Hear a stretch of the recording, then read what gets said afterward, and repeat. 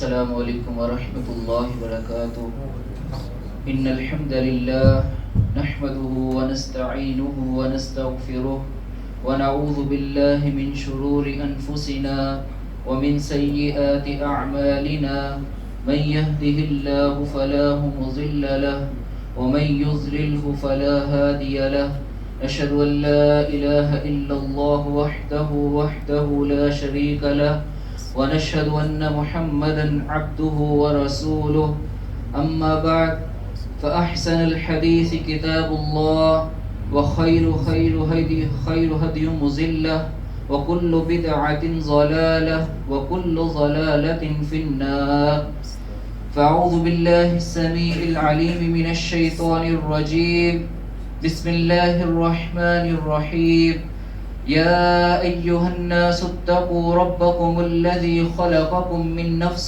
واحدة وخلق منها زوجها وبث منهما رجالا كثيرا ونساء واتقوا الله الذي تساءلون به والأرحام إن الله كان عليكم رقيبا يا أيها الناس يا أيها الذين آمنوا اتقوا الله وقولوا قولا سديدا يصلح لكم أعمالكم ويغفر لكم ذنوبكم ومن يطع الله ورسوله فقد فاز فوزا عظيما يا أيها الذين آمنوا اتقوا الله ولتنظر نفس ما قدمت لغد واتقوا الله إن الله خبير بما تعملون اللهم صل على محمد وعلى آل محمد كما صليت على إبراهيم وعلى آل إبراهيم إنك حميد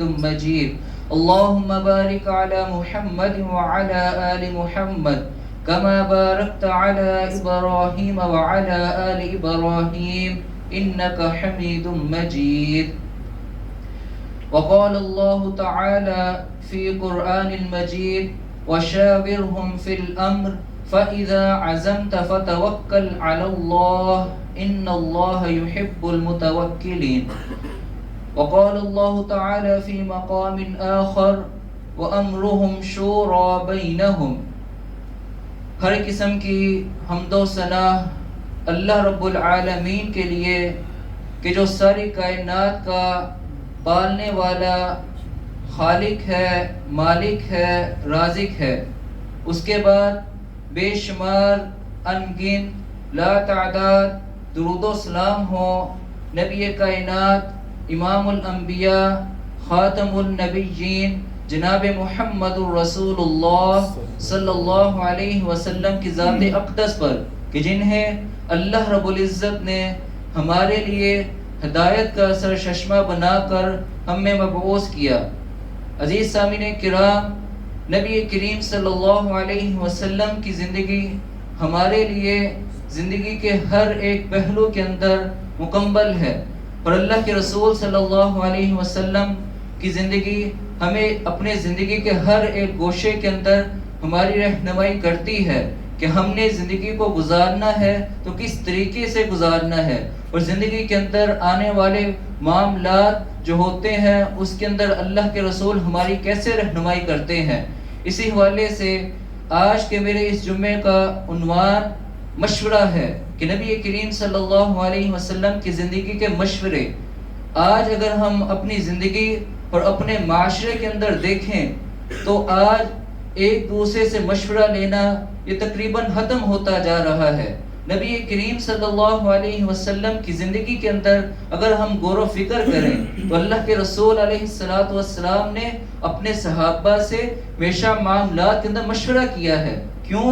کیونکہ مشورہ جب انسان اپنے اپنے ساتھیوں سے کرتا ہے، اگر کوئی گھر کا باپ ہے تو اپنے بچوں سے کرے، گھر کا شوہر ہے اپنی بیوی سے کرے، بیوی ہے وہ اپنے معاملات اپنے شوہر کے ساتھ ڈسکس کرے، اس کے اندر معاملات کے اندر مشورہ کرے. اسی طرح بیٹے اپنے والدین سے مشورہ کریں، گھر کے چھوٹے بڑوں سے اور بڑے چھوٹوں سے مشورہ کریں. جب انسان ایک دوسرے سے اس طریقے سے مشورہ لیتا ہے تو اس مشورے کے اندر ہمیشہ خیر ہی ہوتی ہے. کیوں؟ کیونکہ اللہ کے رسول علیہ السلام کی زندگی کا کوئی بھی پہلو ایسا نہیں ہے کہ جو خیر سے خالی ہو۔ اللہ کے رسول صلی اللہ علیہ وسلم کی زندگی کے اگر مشروں کی طرف دیکھا جائے تو اللہ کے رسول صلی اللہ علیہ وسلم غزوہ بدر کے لیے جب نکلنا تھا، اللہ کے رسول علیہ السلام نے اپنے صحابہ سے مشورہ کیا۔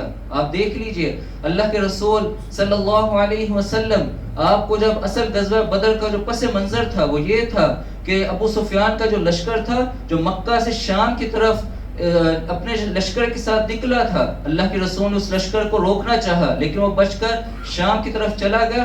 اللہ کے رسول کو جب اطلاع دی گئی کہ وہ لشکر اب واپس آ رہا ہے، اللہ کے رسول صلی اللہ علیہ وسلم نے اپنے ساتھیوں سے مشورہ لیا اور کہا کہ ہم اس لشکر کو روکیں گے۔ اس وقت اللہ کے رسول صلی اللہ علیہ وسلم نے اپنے صحابہ کے ساتھ 313 314 یا 317 کے الفاظ آتے، بہرحال زیادہ تر 313 ہی کے متعلق آتا ہے۔ اللہ کے رسول نے 313 اپنے صحابہ کو اپنے ساتھ لیا۔ آپ نے صحابہ کرام سے مشورہ لیا تھا کہ میرے صحابہ ہم اس طریقے سے نکلنا چاہتے ہیں۔ اس وقت اللہ کے رسول نے اپنے صحابہ کو اپنے ساتھ رکھا، یہ نہیں کہ اللہ کے رسول خود ہی نکل پڑے، آپ نے یہ کہہ دیا ہو کہ چلو میرے ساتھ چلو، نہیں، بلکہ اللہ کے رسول نے اس وقت اپنے صحابہ سے مشورہ لیا۔ اور جب اللہ کے رسول صلی اللہ علیہ وسلم نکلنے لگے اس وقت حضرت ابوبکر صدیق رضی اللہ تعالیٰ عنہ ان سے بھی اللہ کے رسول نے مشورہ لیا، حضرت عمر رضی اللہ تعالیٰ عنہ ان سے بھی مشورہ لیا، انہوں نے اپنی رائے پیش کی۔ بہرحال ابو سفیان کا لشکر جب واپس آ رہا تھا مکہ کی طرف تو اللہ کے رسول صلی اللہ علیہ وسلم کو بتلا دیا گیا کہ یہ لشکر جو ہے شام سے تجارت کر کے واپس آ رہا ہے۔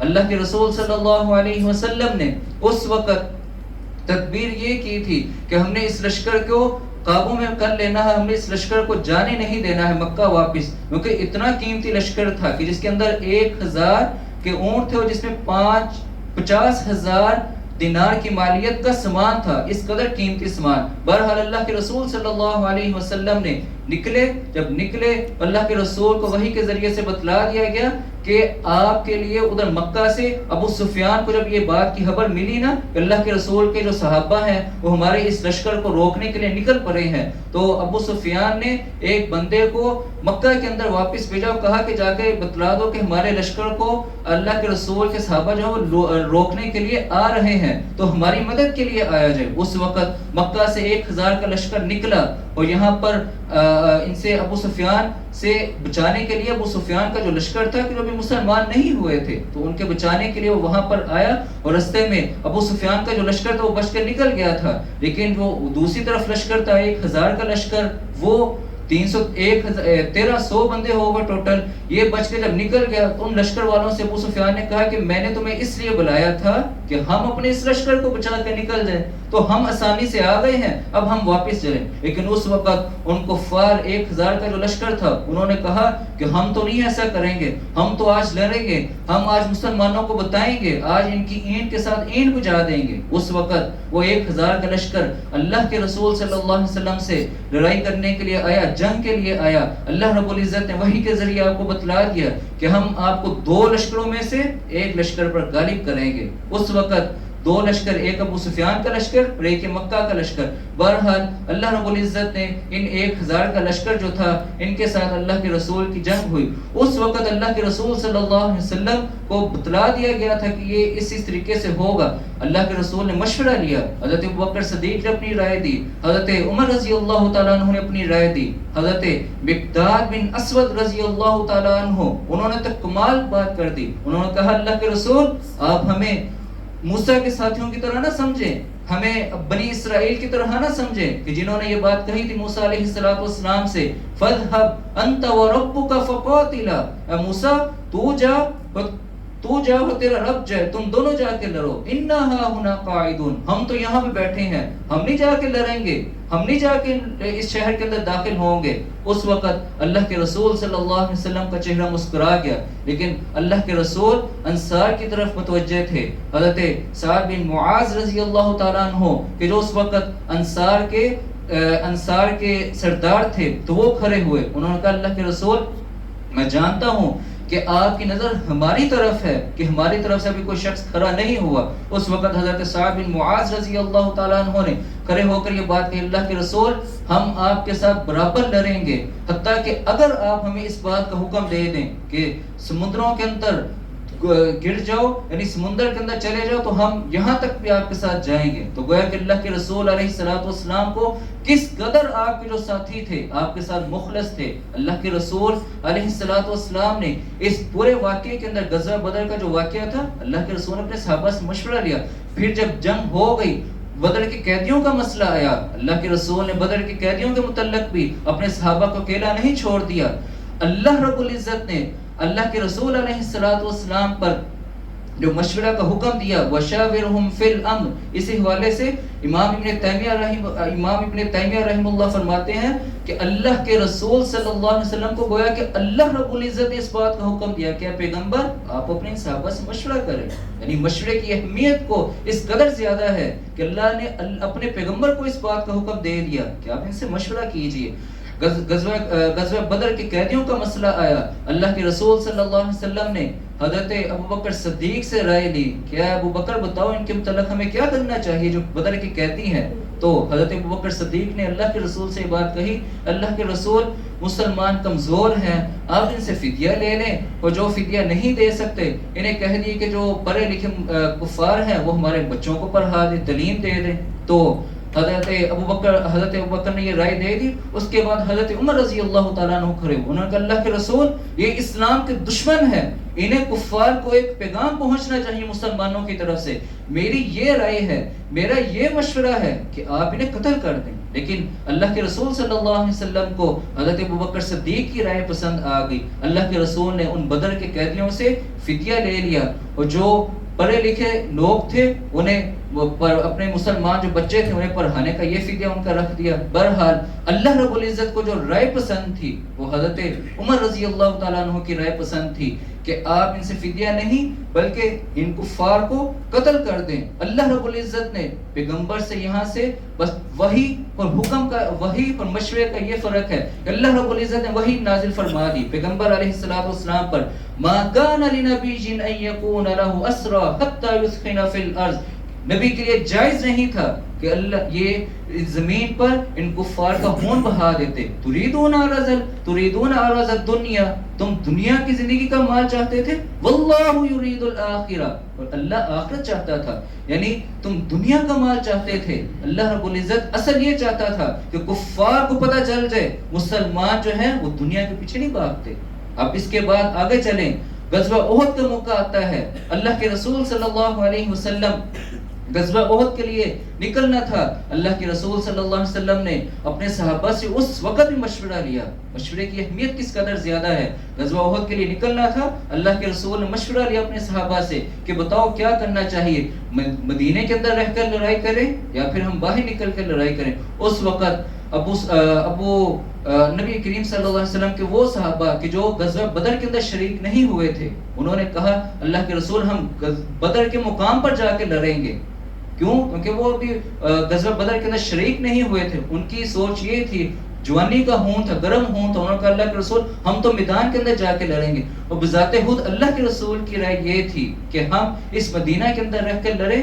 کیوں؟ کیونکہ ہم گلیوں کے اندر ہوں گے, ہمارے ساتھ ہمارے بچے اور ہماری خواتین بھی ہماری مدد کریں گی. اور یہی رائے جو اللہ کے رسول کی تھی وہ عبداللہ بن ابی رئیس المنافقین, اس کی بھی یہی رائے تھی کہ اللہ کے رسول ہم مدینہ کے اندر رہ کر لڑیں. لیکن اللہ کے رسول علیہ السلام نوجوانوں کی بات کی طرف آپ زیادہ متوجہ ہوئے. اللہ کے رسول نے اپنے گھر گئے, وہ جنگی لباس ڈالا اور اللہ کے رسول باہر نکل آئے. جب باہر نکلے تو اللہ کے رسول علیہ السلام کی ذاتی رائے یہی تھی کہ ہم مدینہ کے اندر رہ کر لڑیں. لیکن اس وقت جب اللہ کے رسول جنگی لباس ڈال کر باہر نکلے تو اس وقت جو نوجوان صحابہ تھے انہوں نے اس بات کو محسوس کیا کہ اللہ کے رسول کی رائے تو یہ تھی کہ ہم مدینے کے اندر رہ کر لڑیں. لیکن اللہ کے رسول غالباً شاید ہماری بات اللہ کے رسول کو اچھی نہیں لگی کہ ہم نے کہا کہ مدینے سے باہر نکلیں گے. اس وقت ان صحابہ نے کہا کہ اللہ کے رسول نہیں, ہم مدینہ کے اندر رہ کر لڑیں گے, کیونکہ آپ کی رائے یہ تھی. اللہ کے رسول صلی اللہ علیہ وسلم نے فرمایا کہ کسی نبی کے لیے جائز نہیں ہے کہ جب وہ جنگی لباس ڈال لے تو پھر اس لباس کو اتارے. اللہ کے رسول نے کہا کہ اب نکلو، اب نکلیں گے، ہم کفار کے ساتھ جا کر ہمارا مقابلہ ہوگا. اللہ کے رسول علیہ السلام نے اس وقت اپنے صحابہ سے مشورہ لیا، آپ نے اپنے ساتھیوں کو ساتھ رکھا، یہ نہیں کہ اس وقت اپنے ساتھیوں کو چھوڑ دیا. مزید آگے چلیں، غزوہ خندق کا موقع آتا ہے. اللہ کے رسول علیہ السلام نے صحابہ سے مشورہ لیا کہ ہم ان کفار کا مقابلہ کیسے کریں. سلمان فارسی رضی اللہ تعالیٰ عنہ انہوں نے ایک بڑی ہی شاندار مشورہ دیا. انہوں نے کہا کہ اللہ کے رسول آپ خندق کھود دیجئے. اللہ کے رسول کا مشورہ بڑا پسند آیا اور اللہ کے رسول نے خندق کھدوائی. بہرحال نبی کریم صلی اللہ علیہ وسلم کی زندگی کے اندر دیکھا جائے اللہ کے رسول کے کثیر ایسے واقعات ہیں کہ جن سے اللہ کے رسول صلی اللہ علیہ وسلم نے اپنے صحابہ سے مشورہ لیا اور اپنے صحابہ کو اپنے ساتھ رکھا. نبی کریم صلی اللہ علیہ وسلم کا حکم اور مشورہ، اس کے اندر فرق ہے. یعنی ایک ہے اللہ کے رسول کا حکم کہ جو وحی کے ذریعے آپ کو بتلا دیا جائے اس کے اوپر عمل کرنا لازمی ہے. وحی کا اللہ رب العزت کی طرف سے اس قرآن مجید کے اندر اگر کوئی حکم آ جائے تو اس کے مقابلے کے اندر کوئی یہ نہیں کہے گا کہ اللہ کے رسول ہم سے مشورہ کر، نہیں، بلکہ وحی کے اوپر عمل ہوگا. اللہ کے رسول علیہ السلام زندگی کے معاملات سے لوگوں سے مشورہ کیا کرتے تھے. اس کی ایک مثال نبی کریم صلی اللہ علیہ وسلم کے زمانہ کے اندر ایک صحابی تھے حضرت مغیث رضی اللہ تعالیٰ عنہ. حضرت مغیث رضی اللہ تعالیٰ عنہ مدینے کی گلیوں کے اندر رویا کرتے تھے. حضرت عبداللہ بن عباس غالباً وہ کہتے ہیں کہ ہمیں بہت زیادہ فکر ہوئی کہ حضرت مغیث گلیوں کے اندر، مدینے کی گلیوں کے اندر روتے ہیں، کیا مسئلہ ہے. جب ان سے پوچھا گیا تو انہوں نے کہا کہ حضرت عائشہ رضی اللہ تعالیٰ عنہ کی ایک لونڈی تھی جس کا نام تھا بریرہ. حضرت عائشہ رضی اللہ تعالیٰ عنہ سے بریرہ نے یہ بات کہی کہ آپ مجھے آزاد کر دیجئے. حضرت عائشہ نے اس لونڈی کو آزاد کر دیا. اصل بریرہ و مغیث کا اس سے پہلے نکاح ہوا تھا. جب کوئی آزاد ہو جاتی ہے کوئی عورت یا مرد غلامی سے تو اسے اختیار ہوتا ہے کہ وہ اپنا گزشتہ نکاح باقی رکھے یا نہ رکھے، وہ چھوڑ سکتا ہے. بہرحال بریرہ جو تھی اس نے مغیث جو تھا اس سے علیحدگی کو اختیار کیا، نکاح کو فسخ کر لیا کہ میں مغیث کے ساتھ باقی نہیں رہوں گی کیونکہ میں تو آزاد ہوں اور مغیث جو ہے وہ غلام ہے. اب نخرے تو ہوتے ہیں پھر خواتین کے اندر ویسے ہوتے ہیں زیادہ. تو بریرہ جو تھی اس نے کہا کہ میں اس کے ساتھ نہیں رہوں گی. مغیث جو تھا وہ بریرہ کے پیچھے بہت محبت کرتا تھا، دلی محبت ہوتی بھی ہے میاں بیوی کے آپس میں. اب مغیث اس کے پیچھے بھاگتا تھا، وہ کہتا تھا کہ نہیں میں اس سے واپس میری طرف لوٹ آئے، اور بہت زیادہ روتا تھا. صحابہ کرام کہتے ہیں کہ ہم نے دیکھا کہ بندے کو غم ہوتا ہے، کوئی تکلیف پہنچتی ہے، ایک دن ہوتا ہے، 2 دن 3 دن مہینہ سال، لیکن یہ روئی ہی چلا جا رہا ہے. حضرت عبداللہ بن عباس کہتے ہیں کہ میں نے اللہ کے رسول سے جا کے یہ بات کی، اللہ کے رسول اس طرح مغیث جو ہے روتا ہی چلا جا رہا ہے، آپ بریرہ سے ریکویسٹ کر دیجئے، ایک انہیں مشورہ دے دے بریرہ کو کہ آپ واپس آ جائیں مغیث کی طرف. اللہ کے رسول نے بریرہ کو بلایا، اور بریرہ کو بلانے کے بعد حضرت بریرہ سے کہا کہ بریرہ تو دیکھتے نہیں مغیث کی حالت کو، وہ تجھ سے اتنی محبت کرتا ہے اور تو اس کی طرف واپس آتی نہیں ہے. تو حضرت اللہ کے رسول صلی اللہ علیہ وسلم نے حضرت بریرہ کو یہ بات کہی کہ تم مغیث کی طرف واپس لوٹ آ. تو حضرت بریرہ نے یہ بات کہی، اللہ کے رسول آپ مجھے بتائیں آپ کا یہ حکم ہے یا مشورہ ہے؟ کیوں؟ کیونکہ حکم کو تو ماننا جائے گا. اللہ کے رسول کسی چیز کا حکم دے دیں تو اس کے انکار کی گنجائش ہی باقی نہیں رہتی، لیکن اللہ کے رسول اگر کسی چیز کا مشورہ دے دیں اس کے اندر گنجائش ہے. تو حضرت بریرہ نے یہ بات کہی، اللہ کے رسول آپ مجھے بتائیں آپ کا یہ حکم ہے یا آپ کا یہ مشورہ ہے؟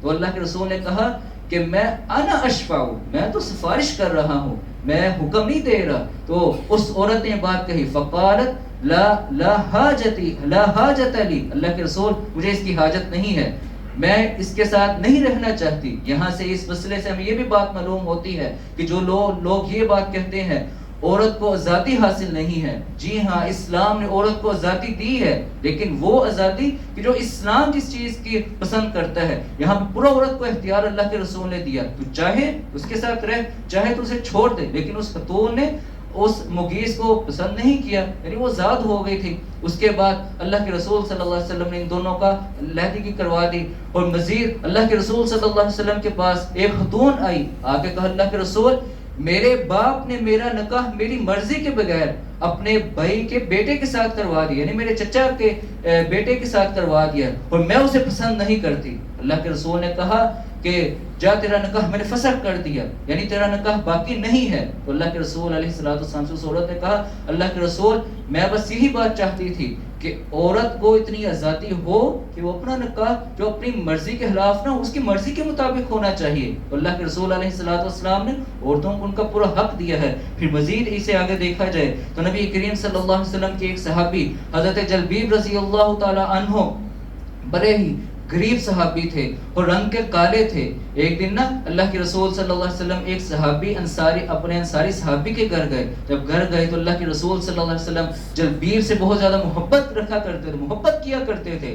اللہ کے رسول نے اس انصاری صحابی سے بات کہی کہ تم اپنی بیٹی کے لیے نکاح کے متلاشی ہو؟ انہوں نے کہا جی ہاں.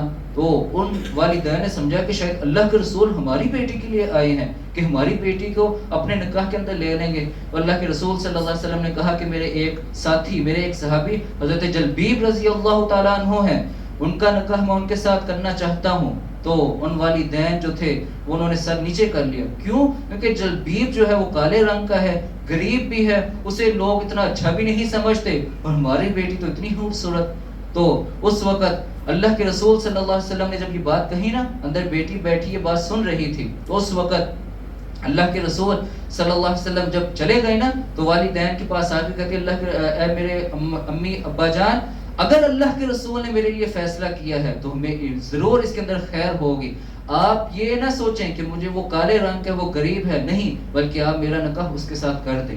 اللہ کے رسول صلی اللہ علیہ وسلم کے یہ صحابی حضرت جلبیب کا نکاح ان صحابیہ کے ساتھ ہو گیا. تھوڑا ہی وقت گزرا، ایک غزوہ کے اندر حضرت جلبیب رضی اللہ تعالیٰ عنہ نکلے. جب نکلے نا تو تقریباً 7 کے قریب کفار کو قتل کرنے کے بعد خود شہید ہو گئے. جب شہید ہوئے اللہ کے رسول صلی اللہ علیہ وسلم میدان کے اندر نکلے اور آپ نے کہا کہ جلبیب کہاں ہے؟ دیکھا گیا جلبیب جو ہے وہ شہید ہو چکے ہیں. اللہ کے رسول علیہ السلام نے اس وقت جلبیب سے یہ بات کہی تھی کہ جلبیب مجھ سے ہے اور میں اس سے ہوں. یعنی اس قدر اللہ کے رسول صلی اللہ علیہ وسلم اپنے غریب غربا صحابہ کے ساتھ محبت رکھا کرتے تھے. ان کے روزمرہ کے معاملات جیسے یہ شادی کا معاملہ، آج ہمارے معاشرے کے اندر غریب کو شخص ہو اس کے کوئی اپنی بیٹی دینا پسند نہیں کرتا ہے، لیکن اللہ کے رسول زیادہ تر جو محبت رکھا کرتے تھے وہ اپنے غریب غربا صحابہ کرام سے رکھا کرتے تھے. نبی کریم صلی اللہ علیہ وسلم کی زندگی کے اندر اگر دیکھا جائے اللہ کے رسول صلی اللہ علیہ وسلم نے کثیر ایسے معاملات تھے کہ جن سے اپنے صحابہ کرام سے مشورہ لیا. اور اس آیت کے اندر وَشَاوِرْهُمْ فِي الْأَمْرِ کہ آپ ان سے مشورہ کیجئے. اس سے اگلی آیت فَإِذَا عَزَمْتَ فَتَوَكَّلْ عَلَى اللَّهِ کہ جب آپ کسی مشورہ کر لیا، آپ نے کسی سے مشورہ لے لیا تو پھر اس کے بعد 2 چیزیں ہیں، ایک اللہ پر توکل اور ایک اس کا کرنے کا پختہ ارادہ کر لینا. یعنی جب آپ نے مشورہ لے لیا، بڑوں سے بھی چھوٹوں سے بھی جو بھی معاملات آپس کے اندر طے ہو چکے، تو اس کے بعد پھر بات ہوتی ہے ایک پختہ ارادہ کر لینا، یعنی عزم باندھ لینا کہ میں نے یہ کام کر چھوڑنا ہے. اور دوسری بات اللہ پہ توکل کہ اس کے اندر خیر ہو شر ہو، اب میں کر رہا ہوں، میں نے جو ظاہری اسباب تھے میں نے ان اسباب کو اختیار کیا اور اب میں جو ہے اس کے بعد اپنا معاملہ اللہ کے سپرد کرتا ہوں اور اس معاملے کو کر چھوڑنا. اور مشورے کے حوالے کے اندر 4 چیزیں بہت زیادہ اہمیت رکھتی ہیں. ایک یہ کہ جس سے آپ نے مشورہ لینا ہے وہ کم از کم اس مشورے کا اہل ہو. یعنی آپ نے اگر اپنے بیٹے کو ڈاکٹر بنانا ہے تو آپ کسی مولوی کے پاس نہیں آئیں گے مولوی صاحب مجھے بتائیں کہ میں ڈاکٹر نہیں، بلکہ آپ اس ڈاکٹر سے جا کے مشورہ کریں گے کہ میرے بچے کا یہ ذہن ہے، یہ اس کے اندر یہ صلاحیتیں ہیں، کیا میں یہ ڈاکٹر بن جائے گا؟ آپ ڈاکٹر سے جا کے مشورہ کریں. آپ اپنے بیٹے کو عالم بنانا ہے تو آپ کسی عالم کے پاس آ کے مشورہ کریں گے. آپ نے انجینئر بنانا ہے تو انجینئر کے پاس جائیں گے. آپ دیکھیں آپ نے مسجد بنانی ہوتی ہے، اس کا ڈھانچہ کھڑا کرنے کے لیے آپ کس کے پاس جاتے ہیں؟ انجینئر کے پاس جاتے ہیں. تو اس کا جو جس چیز کا عقل ہو اسی کے پاس جا کر مشورہ لیا جائے، اسی سے جا کے پوچھا جائے کہ جناب یہ چیز ایسے ہے کہ میں ایسے کر لوں. تو سب سے پہلی بات یہ ہے کہ آپ نے اس بندے سے مشورہ لینا ہے کہ جو اپنے فن کا ماہر ہو. اور دوسرا امین ہو، یعنی آپ جس سے مشورہ لے رہے ہیں وہ امانت دار ہونا چاہیے، بے ایمان نہیں ہونا چاہیے کہ آپ کی باتیں یہاں سے سنیں پھر آگے جا کے لوگوں تک منتقل کرے کہ فلاں بندے کے اندر یہ معاملہ فلاں کے اندر یہ نہیں، بلکہ امین ہونا چاہیے. اور تیسری بات وہ ناصح ہونا چاہیے، آپ کی خیر خواہی کرنے والا ہونا چاہیے. اور مشورے کے بعد انسان کو وہی دو باتیں کہ جو عزم اور توکل اللہ پہ کرنا چاہیے. اللہ سے دعا ہے اللہ تعالی ہمیں نبی کریم صلی اللہ علیہ وسلم کی سیرت کے مطابق اپنی زندگی کو گزارنے والا بنائے اور ہمیں اپنے معاملات کے اندر ہمیشہ ایک دوسرے سے مشورہ کرنے والا بنائے. وما علینا الا البلاغ المبین.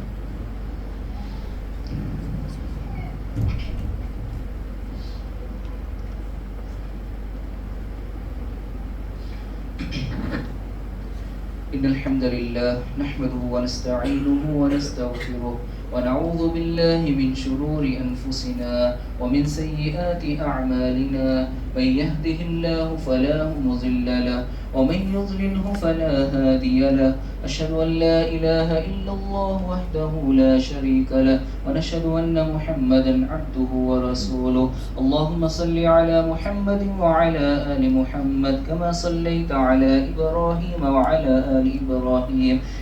اللهم بارك على محمد وعلى آل محمد وعلى إبراهيم وعلى آل إبراهيم إنك حميد مجيد. إن الله يأمر بالعدل والإحسان وإيتاء ذي القربى وينهى عن الفحشاء والمنكر والبغي يعظكم لعلكم تذكرون. اللهم اشف مرضانا ومرضى المسلمين. اذهب البأس رب الناس واشف أنت الشافع لا شفاءك شفاء الله يغادر السقما. اللهم إنا نسألك علما نافعا ورزقا طيبا وعملا متقبلا. سبحان ربك رب العزة عما يصفون وسلام على المرسلين والحمد لله رب العالمين.